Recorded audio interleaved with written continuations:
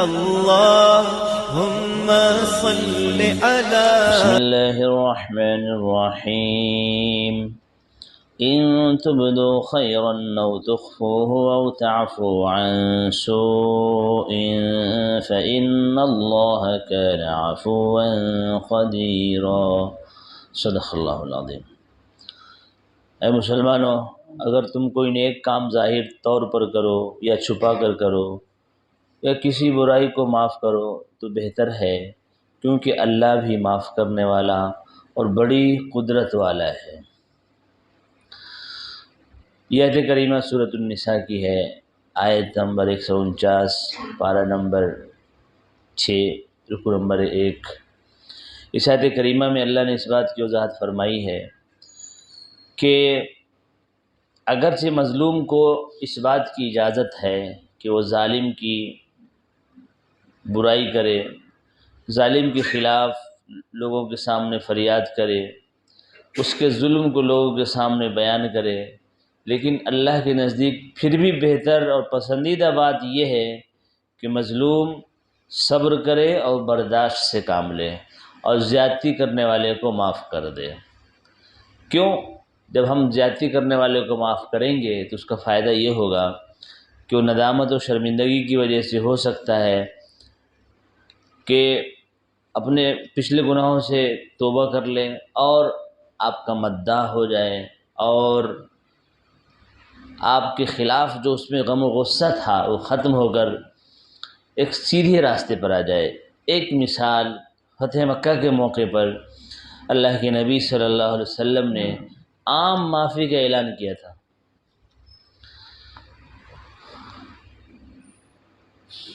تو جن جن حضرات نے صحابہ اکرام کو ستایا تھا صرف 8 سال پہلے، آپ صلی اللہ علیہ وسلم نے جیسے اعلان کیا تو ان سب لوگوں کو شرمندگی ہوئی اور بغیر کسی لڑائی کے، بغیر کسی مار دھاڑ کے مکہ کے سارے کفار آپ صلی اللہ علیہ وسلم کے غلام ہو گئے، مسلمان ہو گئے۔ یہ ہوتی ہے طاقت معاف کرنے کی۔ بہرحال اس آیت کا تعلق اوپر والی آیت سے ہے کہ ایک صاحب نے جن کی مہمان نوازی نہیں ہوئی تھی، اپنے میزبان کی برائی بیان کی لوگوں کے سامنے، تو اللہ نے فرمایا تم معاف کر دیتے تو یہ تمہارے لیے بہتر تھا، کیونکہ اللہ بھی بہت معاف کرتا ہے۔ یہ دیکھیے اللہ کتنا معاف کرنے والا ہے کہ اللہ کا لوگ کھا رہے ہیں، پی رہے ہیں، میٹھی نیند سو رہے ہیں، اور پھر اللہ ہی کے ساتھ شرک، اللہ ہی کے احکام کے ساتھ بغاوت، اللہ ہی کے احکام کی خلاف ورزی، یہ اللہ معاف کر رہا ہے، ڈھیل دے رہا ہے سدھر جاؤ۔ تو معاف کرنا بڑی اچھی صفت ہے، اس کو اختیار کرنا چاہیے۔ تو اللہ نے اس طرف اشارہ کیا ہے کہ جو صاحب مہمان بنے تھے ان کی حق تلفی ہوئی میزبانی کی طرف سے، تو انہوں نے میزبان کی برائی یا میزبان کی زیادتی کو لوگوں کے سامنے بیان فرمایا۔ اللہ فرماتے ہیں اگر تم معاف کر دیتے تو یہ تمہارے لیے بہتر تھا۔ تو بہرحال ہم جہاں تک معاف کرنے کی طاقت و صلاحیت رکھتے ہو معاف کرنا چاہیے۔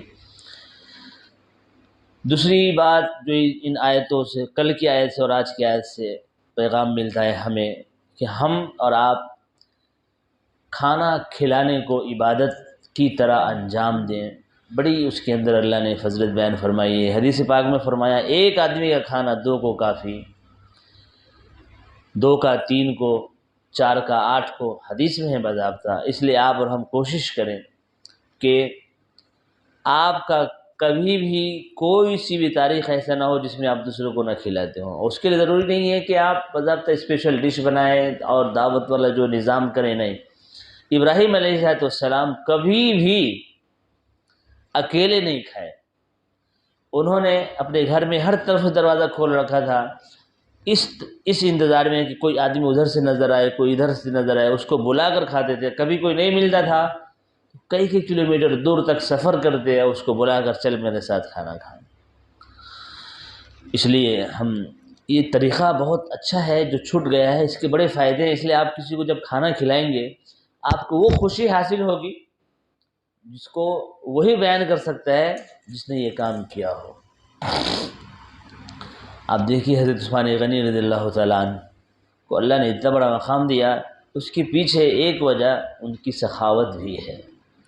اور آج کی تاریخ میں یعنی 9 ستمبر 2022 تک ان کے نام سے اکاؤنٹ چل رہا ہے، اور غریب لوگ فائدہ اٹھا رہے ہیں۔ مدینہ منورہ میں ان کے نام سے آج تک اکاؤنٹ ہے جو انہوں نے وقف کیا تھا، زمین، جائیداد، باغات۔ اس لیے کیسے ہم اپنے بچوں کو عثمان بنائیں؟ ابھی سے عادت ڈالیں۔ آپ اور ہم اپنے بچوں کو اسکول مدرسہ بھیجتے ہی ہیں، ٹفن دیتے ہی ہیں، ہم اپنے بچوں کو سکھلا دیں گے بیٹا تمہارا جو بیسٹ فرینڈ ہو آج تم اس کے ساتھ کھانا اس کے ساتھ شیئر کر دینا۔ یہ بچہ جب اسکول کے ٹائم سے ہی تھوڑا تھوڑا کھلائے گا اپنے ساتھیوں کو، یقین مانیے کل کا یہی بچہ بہت بڑا بنے گا۔ آپ نے بچوں کو آج کوئی اچھی چیز دیا، 2 بسکٹ دیا، چاکلیٹ دیا، ایک ایکسٹرا دیجیے کہ بیٹا تمہارا تو یہ ہوا، ایک الگ ایکسٹرا یہ ہے جو تمہارا بیسٹ فرینڈ ہو یا تمہاری کلاس میں محنت سے پڑھنے والا ہو یا تم جس کو چاہو یہ اس کو دے دینا۔ آپ کا ایک چاکلیٹ گیا، لیکن اس بچے کے فیوچر کو آپ نے بہت بہتر بنانے کی ترکیب سوچ لی ہے، ایسا آرام سے کر سکتے ہیں۔ اسی طرح سے آپ اور ہم مسجدوں میں، مدرسوں میں اور مختلف لوگوں میں، مستحق لوگوں میں تعاون کرتے ہی ہیں۔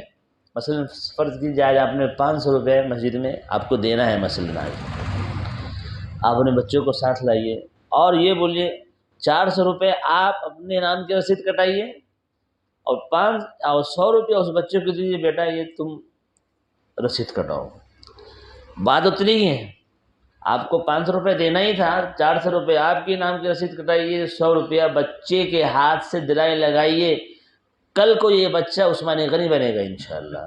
بہرحال اس طرح سے آپ اور ہم بچوں کی تربیت کریں۔ حدیث پاک میں فرمایا گیا کہ آدمی جب مر جاتا ہے ہر چیز اس کی ختم ہو جاتی ہے سوائے 3 چیز کے، ایک تو خود اپنا عمل جو ہم لے کے جائیں گے، نماز، روزے، صدقات وغیرہ، تیسرا صدقہ جاریہ، آپ نے مسجد بنوا دی، مدرسے بنا دیے، کنویں یا کوئی ایسا کام جو ہمیشہ باقی رہے، اور تیسرا نیک اولاد جو آپ کے لیے دعا کرے، نیک اولاد جو آپ کے لیے صدقہ خیرات کرے۔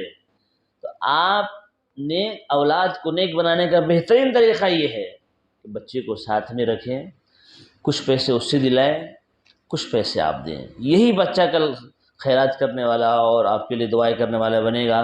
یہ کتنی عجیب بات ہے، آپ اور ہم بچوں کے تعلق سے تو سوچتے ہیں کہ ہائے میرے مرنے کے بعد میرے بچوں کا کیا ہوگا اور فلاں کیا ہوگا، اور ہم بچوں کے بارے میں، فیوچر کے بارے میں سوچتے ہیں کہ میرے مرنے کے بعد میرے بچوں کا کیا ہوگا، لیکن ہم خود یہ نہیں سوچتے کہ مرنے کے بعد میرا کیا ہوگا، جبکہ یہ بہت اہم سوچ ہے یہ۔